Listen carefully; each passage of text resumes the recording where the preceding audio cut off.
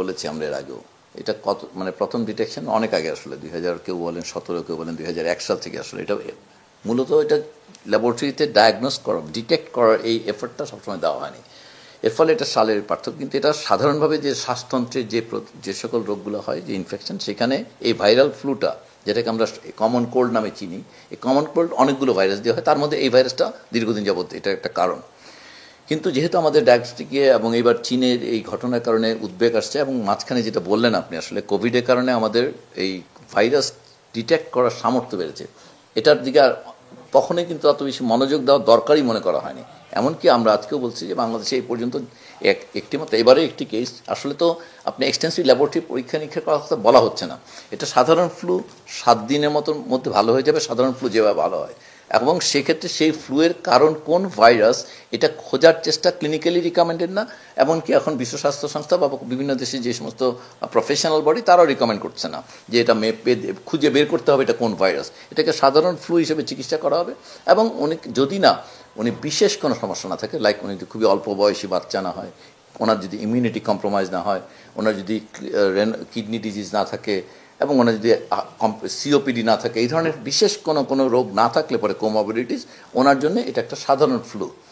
এই বিশেষ ক্ষেত্রে, বিশেষ করে ইমিউনো কম্প্রোমাইজের ক্ষেত্রে বলা হচ্ছে যে সেই ক্ষেত্রে এই ফ্লুটা যে সাধারণ ফ্লু ছাড়িয়ে এটা একটু জটিল হতে পারে। সেটাও সাধারণভাবে সব ক্ষেত্রে হবে না, কারো কারো ক্ষেত্রে হতে পারে, এবং এই ক্ষেত্রে ক্লিনিশিয়ানের জাজমেন্ট যে উনি যদি চান উনি ওই ক্ষেত্রে এক্সপ্লোর করে দেখতে পারেন যে ওনার আসলে এই ভাইরাসটা আছে কিনা। অর্থাৎ মোটা দাগে যেটা বুঝতে পারি, এটা একটা সাধারণ ফ্লু বা কমন কোল্ড বলতে আমরা যেটা চিনি সেটাই।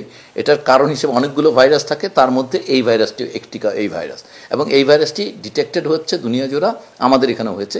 এটা দীর্ঘদিন যাবৎ এই অঞ্চলে ছিল। এইটা কখনোই এখন পর্যন্ত বলা হচ্ছে না যে এটা দিয়ে গুরুতর কোনো শ্বাসতন্ত্রের বা গুরুতর কোনো জীবন হানিকর বা ঝুঁকিপূর্ণ কোনো রোগ তৈরি হয়। একটা ব্যাপার সত্য, সেটা হচ্ছে যে মিউটেশনের একটা সম্পর্ক সবসময় আপনারা দেখেছেন, ইভেন কোভিডে যে ভয়াবহতাও কিন্তু ভ্যারি করেছে এই মিউটেশনের সঙ্গে সঙ্গে। অর্থাৎ ভাইরাস একটা সার্কুলেশনে যখন থাকে, মিউটেশনের সম্ভাবনাটা থাকবে। সো এটা একটা সার্ভেলেন্স সিস্টেমের আওতায় আছে। এখন পর্যন্ত বিশ্ব স্বাস্থ্য সংস্থা বা কোনো রেগুলেটর যেহেতু অ্যালার্ম জেনারেট করেনি, আমাদের সামর্থ্য আছে, আমাদের ল্যাবরেটরি সামর্থ্য আছে, আপনারা জানেনই, কারণ কোভিড মোকাবেলা করতে গিয়ে আমাদের যে ল্যাবরেটরি সামর্থ্য হচ্ছে সেটা আমরা যখন চাইবো তখনই আমরা এটা ব্যবহার করতে পারবো, কারণ যেই পরীক্ষা নিরীক্ষার মধ্য দিয়ে ভাইরাসকে আলাদা করা লাগে সেটুকু আমরা করতে পারি। অর্থাৎ এই মুহূর্তে সাধারণ মানুষের জন্য বার্তাটা হচ্ছে কোনো রকম আতঙ্কিত হওয়ার মতো কোনো পরিস্থিতি তৈরি হয়নি।